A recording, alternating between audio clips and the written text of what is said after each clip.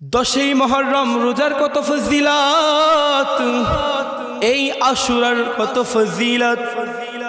উম্মুল মুমিনিন হযরত হাফসা বিনতে উমরা রাদিয়াল্লাহু তাআলা আনহা বলেন, বিশ্বনবী মুহাম্মদুর রাসূলুল্লাহ সাল্লাল্লাহু আলাইহি ওয়াসাল্লাম, বিশ্বনবী মুহাম্মদুর রাসূলুল্লাহ সাল্লাল্লাহু আলাইহি ওয়াসাল্লাম যতদিন পৃথিবীতে বেঁচে ছিলেন, 4টি আমল কোনোদিন তিনি পরিত্যাগ করেন নাই।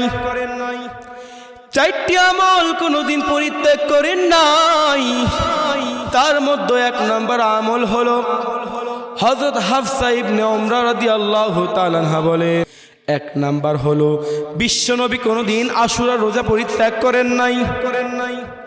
2 নাম্বার, বিশ্বনবী মুহাম্মদুর রাসূলুল্লাহ সাল্লাল্লাহু আলাইহি ওয়াসাল্লাম কোনোদিন জিলহজ মাসের প্রথম দশকের রোজা পরিত্যাগ করেন নাই। 3 নাম্বারে, বিশ্বনবী মুহাম্মদুর রাসূলুল্লাহ সাল্লাল্লাহু আলাইহি ওয়াসাল্লাম প্রত্যেক মাসে 3টি করে রোজা রাখতেন। তিনি যতদিন পৃথিবীতে বেঁচে ছিলেন এই 3টি রোজা কোনোদিন পরিত্যাগ করেন নাই।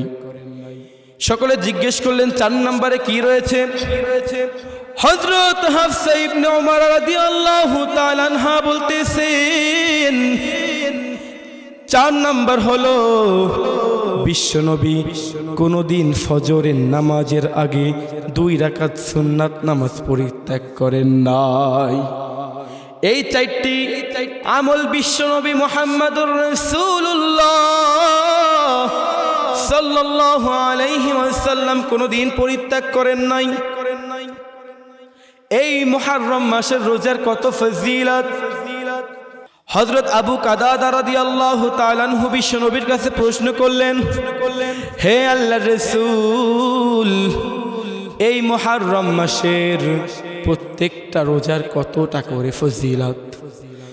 তখন বিশ্বনবী বললেন, আমি আল্লাহর কাছে আশা রাখি এই মুহররম মাসের প্রত্যেকটা রোজার জন্য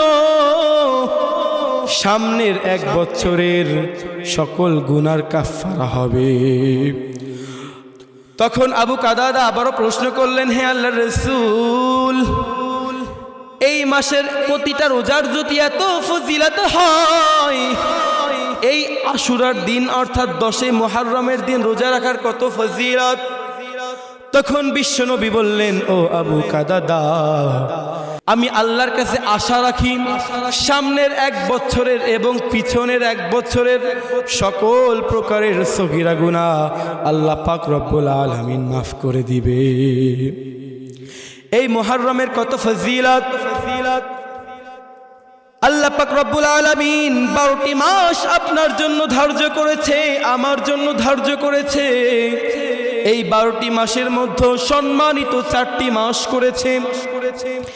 এই সম্মানিত 4টি মাসের মধ্যে একটি মাস, তার নাম হলো মুহররম মাস। একজন সাহাবী আল্লাহর রাসূলের কাছে প্রশ্ন করলেন, হে আল্লাহর রাসূল, রমজান মাসের পর কোন মাসের রোজা আল্লাহর কাছে সবচাইতে দামি?